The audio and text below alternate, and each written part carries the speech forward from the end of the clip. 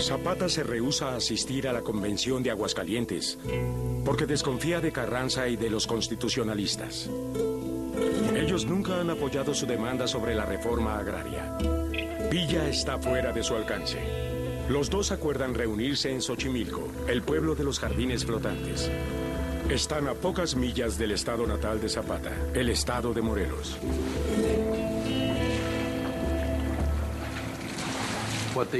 Lo que hicieron fue ratificar su alianza y dividir el poder militar. Los zapatistas operarían en el sur y los villistas en el norte.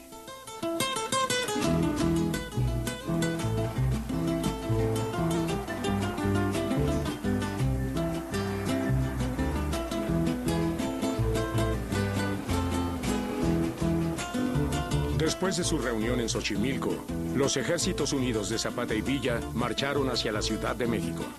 Este era un ejército de personas que los residentes de la Ciudad de México jamás habían visto. Cuando el ejército de Villa entró en la Ciudad de México, todos sus soldados vestían uniforme. Todos tenían el mismo tipo de rifles. Daba la impresión de que un ejército estaba entrando a la Ciudad de México. Los zapatistas traían guaraches. Los campesinos camisas. Estaban armados con rifles arreglados, mosquetes, machetes. Simplemente no tenían los recursos que tenía Villa.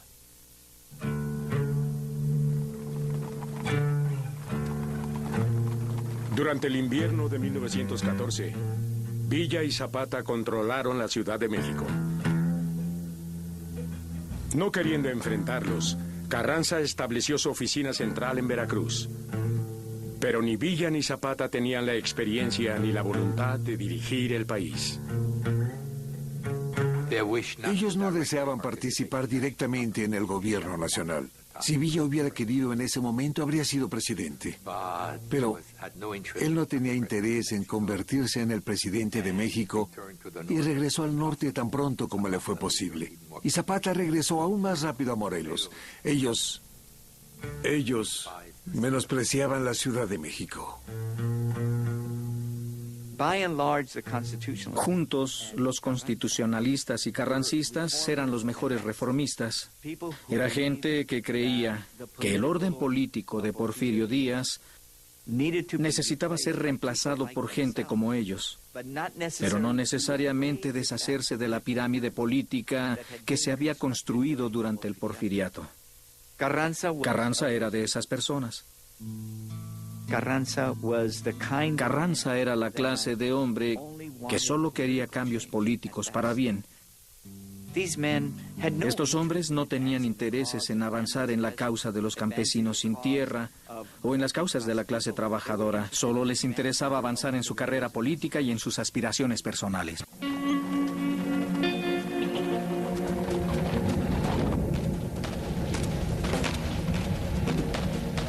Una vez más, México estaba en guerra. Pero esta era una guerra civil. Por un lado estaban los constitucionalistas y por el otro Villa y Zapata. Las batallas de Celaya y de Agua Prieta fueron las primeras de las varias en las que el general Villa sería derrotado. Villa continuaba usando infantería tradicional de guerra, mientras que Álvaro Obregón, el general de Carranza, adoptaba nueva infantería. Técnicas avanzadas que empezaban a usarse en Europa, alambre de púas y trincheras. Ya en ese momento se han acumulado una serie de factores negativos sobre Villa y aquí es donde viene el gran momento, ¿verdad?, en que Estados Unidos tiene que resolver a quien reconoce.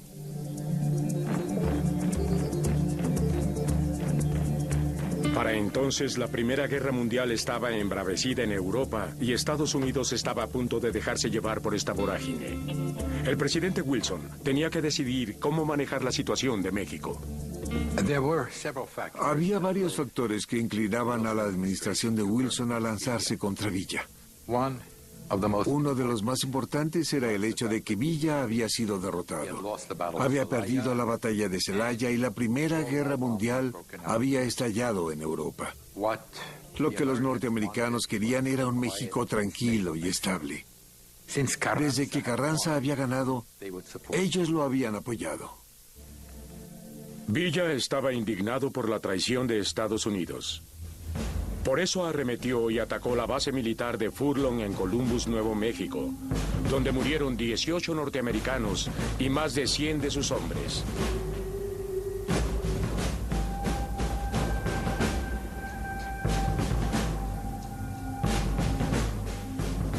Después de la invasión de Columbus por las tropas villistas en 1916, se refuerza el mito negativo de Villa, el Villa salvaje, impulsivo, criminal, ¿verdad?, en la prensa de Estados Unidos.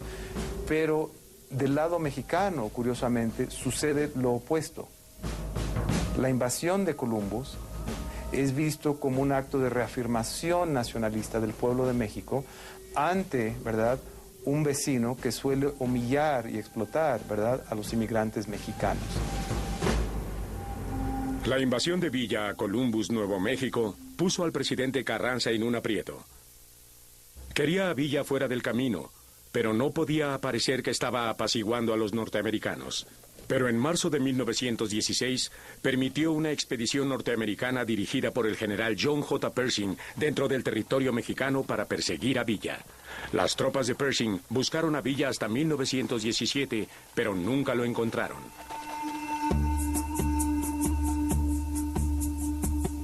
Villa fue traicionado por Estados Unidos y luego arrinconado por su propio presidente cuando Carranza se retractó del pacto de dejarlo salir libremente hacia Cuba. Eso va a determinar que Villa actúe como fiera acorralada ya, ¿verdad? Y empieza a armar su movimiento guerrillero durante 17, 18, 19.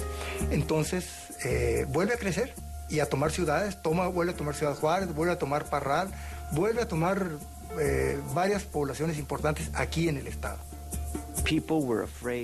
La gente tenía miedo de su capacidad militar. Tener esa presencia dentro de México en ese tiempo era como poner un cuchillo en la garganta de los constitucionalistas. Tenían que quitarse el cuchillo porque Villa, en más de una ocasión, no solo les puso el cuchillo en la garganta, lo había levantado, por decirlo de alguna manera, y ellos habían tenido que librarse de él.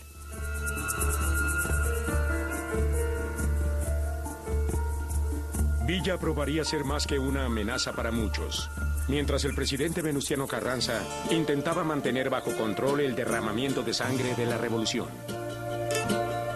En el centro, Emiliano Zapata había jurado continuar su lucha y unir sus fuerzas contra las de Carranza.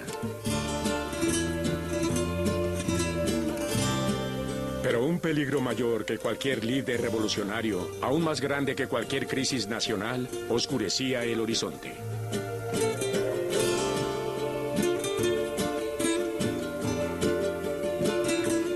La Primera Guerra Mundial enardecía en Europa, un frente distante. Pero esta guerra, para terminar con todas las amenazas de guerra que englobaban a Estados Unidos y a México, desbarataría la revolución y dejaría a México en un curso peligroso.